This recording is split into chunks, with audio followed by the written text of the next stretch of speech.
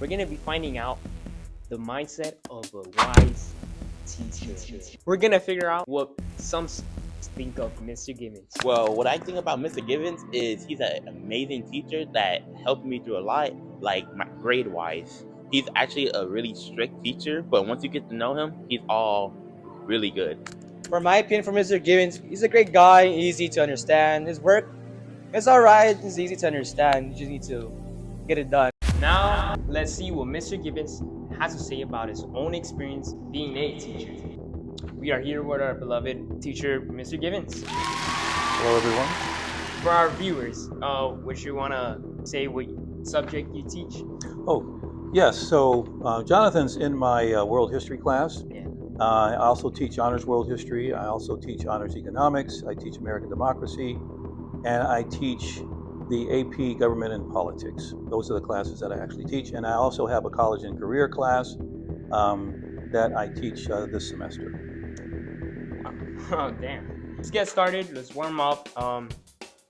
Where were you born, mister? I am a native of Los Angeles. My grandmother was born here. Yeah. My father was born here. My mother was born here. I was born here. So I'm actually third generation born in Los Angeles. Third generation. Yes. And so I don't have any children, but my sisters and brothers, they have children. So there's fourth and fifth. And we have a sixth generation born in Los Angeles. Sixth generation. Yes. Wow. That's interesting. How old are you? I never really thought of this, but just. Well, it's a good question. Yeah. I was born in the 20th century. I was born in 1957, so I am 68, Yeah. and I will be 69 on June 19th, 2026. Damn. At what age did you start teaching? Well, I wasn't originally a teacher. When I first came out of high school, my older brother and I, we thought we'd be a teacher. I thought I would actually teach history because I always liked history. He thought he would teach agriculture. And we were sitting down with my dad one day talking about, he asked us, well, say, sons, what do you plan on doing for your future? And when we told him we were going to be teachers, he said, son, teachers don't make any money. What? And so he said, you'll make more money in the construction business. And my brother, he didn't go into construction, he went into real estate. He liked detailing cars. And so he went into real estate, I went into construction. And my dad was right. Back in 1978, 79, teachers were only making $10,000 a year. Plus they had to find a job in the summer because they weren't paid year round. Today, teachers are paid 12 months out of the year. That's actually interesting. We discovered something I didn't know that. Yeah. Well, you live 68 years. You must have a lot of experience. Next question coming up is, what made you decide to become a teacher? A number of things. I was selling real estate, and the real estate market actually crashed because the financial market crashed. So basically, I wasn't able to make any money in real estate. And my mentor, who actually mentored me into going into real estate, he was a teacher. And he said, even though you're going into real estate, you need a backup plan. So continue to go to school and get your teaching credential. And so if the real estate market actually takes a dive, it actually dips where it's difficult to make money, you always have a backup occupation as a teacher. And he was 100% right. He told me this back in 2000. And lo and behold, in 2008, the market crashed. I struggled for the next 3 years in real estate. And then I decided, okay, it's time for me to transition into teaching. And the other motivating factor is that my grandmother was a teacher. Oh, your grandmother was a teacher? My grandmother was a teacher. She was she was born here in Los Angeles, but she was raised in Kansas. She went to school in Kansas at, I forget the university or the college she went to. It was called Western College. Probably doesn't even exist today because she graduated in 1918 with a degree in normal studies because they were only a 2-year degree back then. But she was a teacher, and she was a teacher in Kansas.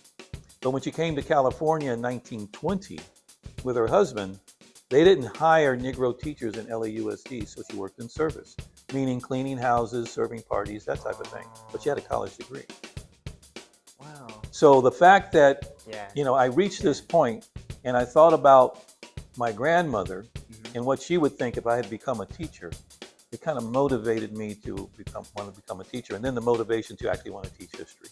Wow, that's actually a fun fact about you, Missy. Um, if you mind me asking, like, what subject did your grandma?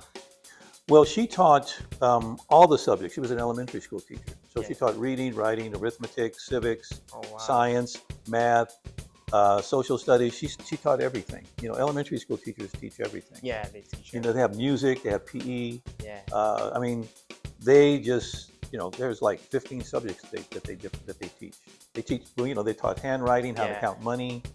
And, you know, they have a state law to where they have to teach cursive writing again, you know, Yeah. handwriting, where they actually stopped at one point. Yeah, I don't remember like learning any cursive or anything like that. No, but it's now a Yeah. law that they have to teach it to Oh, elementary school. you have to. They have to be taught, yes.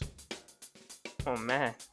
Next question is there a teacher in particular in your mind that inspired you to teach? I wouldn't say inspired me to teach, but I had some teachers that I really, really liked. In elementary school, it was Miss Maharis. She was very strict, Yeah. and we had to say the preamble to the Constitution every morning along with the Pledge of Allegiance, and I just loved her. And then Oh, when I man. was in middle school, Yeah. I loved Mr. Peoples. He was a former Chicago Bears football player, and he was my PE teacher. Oh man. And then when I was in high school, I liked Mr. Whitehead because I took Indian history with him. I took government with him. Today it's called American Democracy, but it was called government back then. Yeah. And I took U.S. history with him. He's one of my favorite teachers. Oh wow.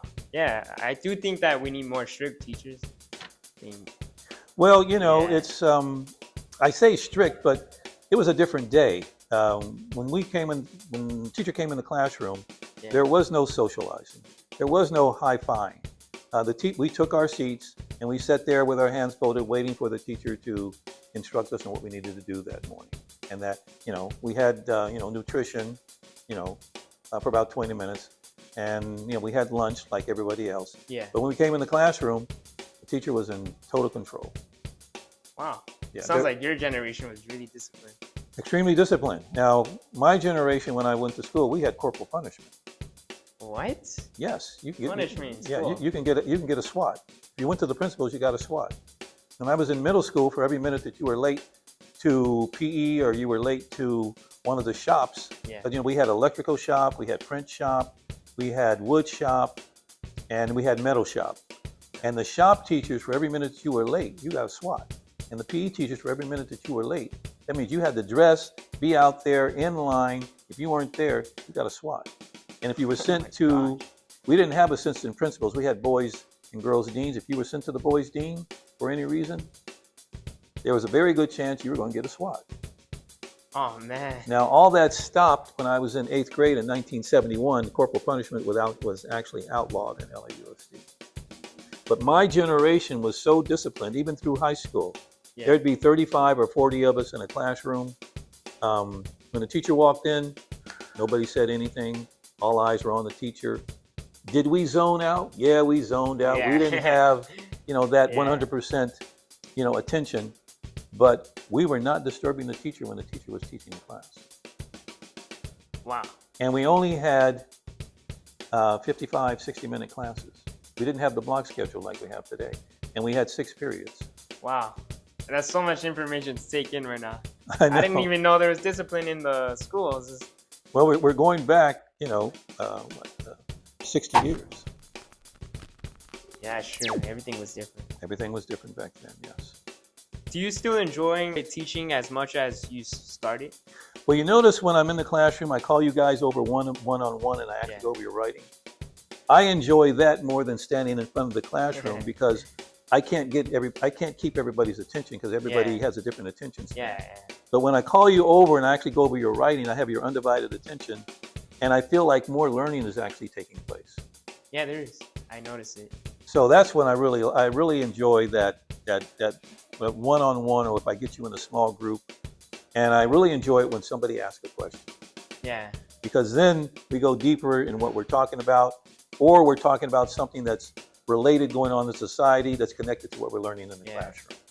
So the questions actually enhance the learning because we get away from just, doing the activity or, reading the passage in the book. Yeah. It's actually being expanded on what we're actually learning and how we're learning. Next question is, what do you think makes a student stand out in a good way? In a good way, Yeah. I would say a student that is an active listener Yeah. and has questions. A student that has questions, who is curious, an active listener Yeah. and has questions, who's very curious and always wants to know more than what we're actually teaching them. Because then that makes the class more interesting. And if I have a whole class who has that type of curiosity, we're going to spend a lot of time in class discussions. Yeah. And then everybody learns more in the class discussion than if you're just listening to the teacher all the time. You're not going to learn Yeah. just listening to me. We're going to zone out. So, yeah, I like students who are curious, who are asking questions, who actually generate more questions or more discussion Yeah. within the entire class. I'm- Because then the class is Yeah. actually energized. Yeah. I take notes for that. Have your teaching methods changed during time? Yes. It Yes. has? It has really changed because thanks to Miss Lee, I'm using these writing strategies that I have over on that whiteboard. I use the RACE strategy for most of my students, Yeah. where you restate the question, answer the question, cite your evidence, explain your reasoning. And I have a graphic organizer so you can actually structure your writing before you actually write your final paper, right? Okay, Yeah. You're one of my students. Does that help you improve your writing? It helps me out. Because you know exactly what each step of your writing you're doing, right? Yeah. And so I used to give multiple choice tests and I used to give study guides to study for the test. Yeah. I don't give tests anymore. I have a reflective summary almost on every assignment, don't I? Yeah. You Because do. I want to know, what you learned based upon your answering that reflective summary question. It's telling me more about what you learn and understand. And if I give you a multiple choice question or test where you're going to guess at the question, if you kind of know the answer, you're going to get it right. But then after the test is over, you're going to forget all about it. It's really true. All the teachers, you guys should take notes. Well, I think a lot of teachers are actually, having Really? having you write more. I'm just saying, I think a lot of teachers. That's just, Yeah. okay. English is Let's more- not comment on other teachers Yeah, yet. let's keep going with the Okay, let's question. keep going. Yes. What is the most rewarding part of your job? I think. Well, I'll tell you a rewarding moment that I had this year. Yeah. In my AP Government and Politics, Yeah. my students had a writing assignment every day, and I know it was a grind for them. Yeah. And I demanded that they be here and on time. I would close my door if they weren't here on time, and I'd start my lesson. I'd have a half a dozen students standing outside, then I'd finally let them in. But with that rigor of demanding excellence from them and having them, every assignment was a writing assignment. There were no couple of sentences. Every assignment, every question was a paragraph.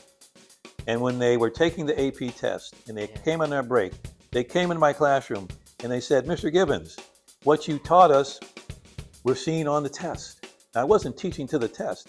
I was teaching the content that was required for the curriculum so that they would actually be able to take the test. Yeah. And they were so excited because the test wasn't as hard as what they thought it was going to be.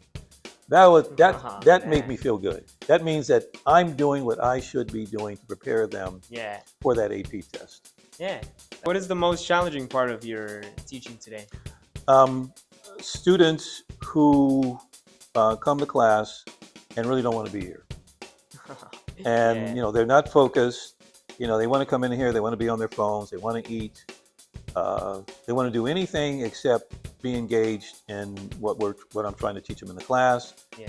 And a lot of times, they'll sit up there and they won't do anything. And I can't make them want to learn. I can try and encourage them to want to learn. Yeah. But they can't walk in my classroom and think that they can come in here and eat and socialize and not pay attention. That creates a problem in my class, and I don't tolerate it. And that makes teaching very tough. Yeah, it's reasonable. But when I have a class where everybody's listening, everybody's engaging, and everybody's, asking questions, or when I actually have them working in groups, I hear them conversing, and I'm going around checking with the groups, seeing if they actually understand, what they should be doing. If there's a question, you understand this question you should be answering, that you're going to present before the class, and they give me feedback that either they do or there's something that's unclear, and I can actually give them more clarity. Yeah. Or if everybody's doing a similar assignment and a student has a question, I'll stop the whole class and I'll answer that question for that one student and for the whole class, because somebody else in the class may have that same question. Yeah. So yeah, those are some of the things that I like to do. Yeah, that's good. Do you have any favorites? Oh, I mean, you already told us your favorite subject. Well, but- we can go back to, yes, Yeah. I teach world history. My favorite subject to teach has always been and will always be United States history. United States history. But I don't teach it. Yeah. When I came here, Denny taught U.S. history, and they gave me world history. And I kept teaching world history because you get used to teaching a subject, you just keep on teaching it. Yeah. But in my honors world history, I am now preparing them for AP U.S. history. Yeah. So what I've been teaching them is about U.S. history. I've been teaching them about the Declaration of Independence, the Revolutionary War, the Declaration of Independence, the Constitution, the ideas and principles in the Constitution. I was teaching them about the Constitution today, Yeah. the Articles 1, 2, 3, 4, 5, and 6, 7, just briefly doing a lecture and having them take notes so they actually have some background information when they are going into U.S. history. And I will continue with the ideas that actually supported the founding fathers who actually created this Constitution, which actually created this nation. We will be talking about the Enlightenment thinkers and their ideas that contributed to the founding fathers or the framers of the Constitution. So I enjoy that. Yeah. It seems like you do enjoy it. What's a fun fact about you? Well, I love to go backpacking. I love... Wait, if you don't mind me asking, what was that? What is that? Oh, backpacking. Okay. Backpacking. Basically, let me take my glasses off for this one. Oh, I have. You ever seen the military where they have a pack on their back? yeah. Okay. Well, I have friends, and we go out to Utah, the southern part of Utah, near the little town of Escalante, Yeah. and we go to the visitor center, and we find out, where, what the weather's going to be like, so we can decide where we want to go backpacking. We actually put our backpacks on. We have our clothes, our food, our tent, our water. We have everything we need to survive, and we go out in the wilderness for a week. And we don't take any phones. We have a map. We have a compass. That's all we have. You don't see any like animals or anything? We do see animals. I mean, we're not seeing bears because we're out there in the desert. Yeah. Oh. We're more of a desert environment. We basically see, we see we see geese, we see beavers, in the river, but we don't see any animals. I mean, we see rattlesnakes, but they run away from us. Yeah, most of the animals. We see coyotes. Coyotes? Oh yeah, coyotes. We were hiking one day, and we were going. We're always in a valley because that's where the water is. We always camp near the water because we can only carry so much water. We have to have water every day. And so we hiked up the mountain and went over to another valley. And on coming back, we got lost. We didn't know how to get back down the mountain because it was actually very steep. Yeah. And so we were walking up along the top of the mountain, trying to figure out where to go down.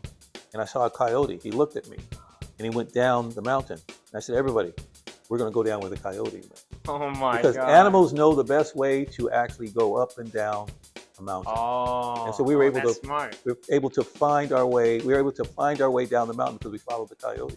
Guess we gotta follow animals. They're more afraid of us than we are of them. Now, if an animal has their cubs, you have to stay away from them because then they will attack you. But if they're just there by themselves, they're going to walk away from you.